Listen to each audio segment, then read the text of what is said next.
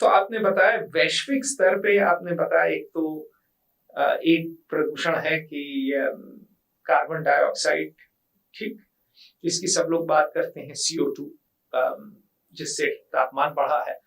पहले ओजोन था, ozone hole का लेयर, ओजोन होल बन गया था, तो ओजोन तो खैर बंद हो गया है।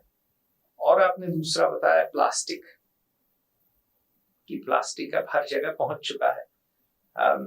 ये तो मुख्य है ना प्रदूषण। इनके अलावा भी है कुछ नाइट्रस ऑक्साइड, अच्छा, मीथेन है। हाँ, मीथेन, खासकर जो बीफ, वो उसका भी खेल दूसरा है, जो फैक्ट्री फार्मिंग करके बीफ करते हैं, उसका भी खेल दूसरा है। क्या खेल है?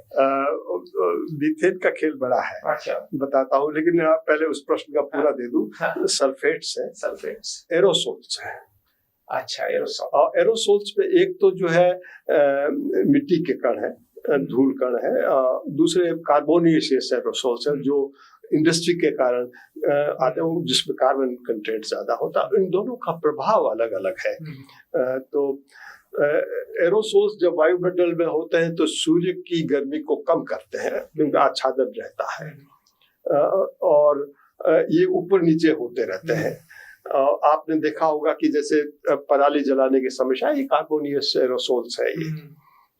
तो अब ये जब आए तो वायुमंडल में, उस वक्त जो है सर्दी है तो लो लेवल इन्वर्जन होता है, वर्टिकल मिक्सिंग नहीं होता है वायुमंडल में, तो सर्दी बढ़ जाएगी। सर्दी नहीं बढ़ती है, ये नीचे की सतह में ही ट्रैप्ड रहते हैं, इसलिए इसकी सघनता बढ़ जाती है, तो सांस लेने में दिक्कत होती है, क्योंकि फिर ये इनहेल होता है और ये नीचे ही है, नीचे ही है।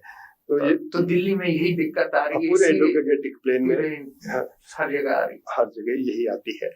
तो ये समस्याएं हैं। तो इनके अब क्लोरोफ्लोरोकार्बन्स है, तो क्लोरोफ्लोरोकार्बन्स तो अधिकांश कम हो गए हैं। और जो मीथेन का खेल है, एक तो मीथेन चूंकि पशुओं की जो पाचन प्रक्रिया है वो ह्यूमन होता है, और वो पशु एक बार लेकर फिर जो जुगाली करता है तो उससे मीथेन का उत्सर्जन होता है। और दूसरा जो सिंचाई होती है, जो एनारोबिक कंडीशन है, क्योंकि आपने मृदा के ऊपर 4-6 इंच का पानी की सतह छोड़ी तो यहाँ पर मीथेन बन जाता है। तो जो CO2 निकलता है वो पानी के हाइड्रोजन से रिएक्ट करके मीथेन बनता है। तो इसलिए विकसित देशों ने भारत और जो एशियाई दक्षिण पूर्वी एशिया, भारत पे जो धान पैदा करते हैं, उन पर आक्षेप लगाया कि इनके पशुधन है और ये गेहूं पैदा करते हैं, तो ये तो पूरा प्रदूषण तो इनके कारण हो रहा है, मीथेन। फिर भारत सरकार ने तब प्रेक्षण थे नहीं, तो उन्होंने कुछ झूठे सच्चे आंकड़े दे करके कुछ थे उनको प्रदर्शित किया और हमें उस कटघरे में खड़ा करने की चेष्टा की।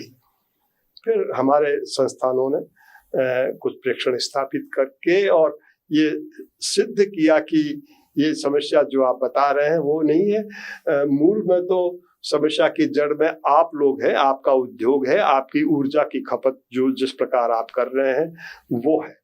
और इस पे भी अब हमेशा झगड़ा रहता है कि विकसित देश करते हैं कि भारत और चीन जो है ये भी इतना प्रदूषण कर रहे हैं, तो हम आर्ग्यूमेंट देते हैं कि भाई प्रति व्यक्ति जो प्रदूषण है, हम तो बहुत नीचे हैं, तुम बहुत आगे हो।